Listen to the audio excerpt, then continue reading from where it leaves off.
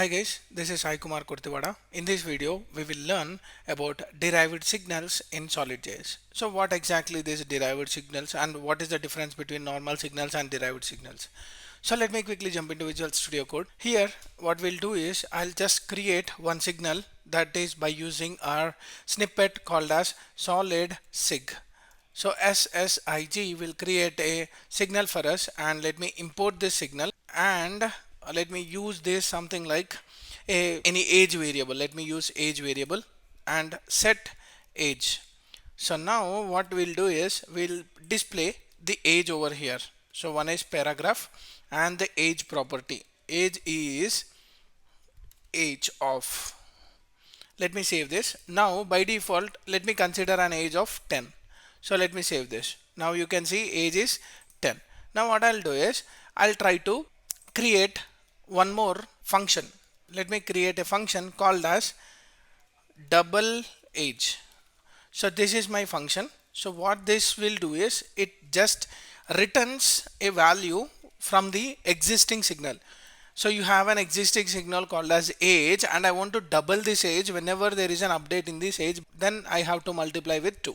So whenever I multiply this age with 2, then what this will do is it will receive the value, and this will act like a signal again. Why? Because here we are using a signal, and from the signal we are manipulating that signal and creating a new signal. That's why it is called as derived signal. When we consider this example, double age is derived from your age signal.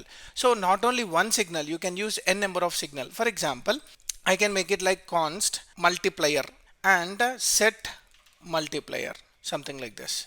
And now what I'll do is I'll just create a signal again, but this time I'll use a multiplier as 2 by default. So I can use this multiplier signal over here instead of hard-coded value. So whenever there is an update in the age, the double age will change, and whenever there is an update in the multiplier, then this double age will change. So let me check that double age value. So double age hyphen, and I want to go with this double age of, because it's a value. Now whenever there is a change in the age, this has to update. Whenever there is a change in the multiplier, this has to update. So let's see first a default values. Age is 10 and the double age is 20. Now what I'll do is I'll just create a button over here, and what this button should do is increment the age value. So now let me use an event on this, on click, and this click event will get a callback function. Inside this callback function, let me set the age value, and the age value should be incremented by 1. So age of and plus 1. So the current age is 10 and it will be incremented by 1. So it will set the age value over here. Now let me save this. Whenever the change in the age happens, then its derived signal, that is double age, will get updated. So for example, in this case it is 10 into 2 is 20, so the double age is 20. Now whenever I increment the age value will become 11. So again this starts executing, and the double age will be 11 into 2, 22. Let me go here and see. Here we have 10 and 20. When I increment my age by 11, automatically this double age will also get incremented, and it will be updated as per your multiplier and the current age value. Let me click this. You can see 22.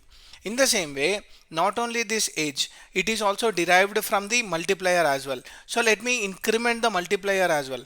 Let me copy this button and create one more button. Instead of set age, I'll set the multiplier. Instead of age, I'll get the multiplier, and I'm incrementing this multiplier by 1. In that case, again the double age will changed, and even if I change the age, then also this double age will get changed. Let me go here. Let me click on this. Now the value is 22, age is 11. When I click on the increment multiplier, this is multiplier. Now if I click this multiplier, the multiplier will become 3. Then my age will be 11 into 3. 11 into 3 is 33, like that. So first it is 10. Let me increment the age. The age is 11 and the double age is 22, because multiplier is 2 and the age is 11.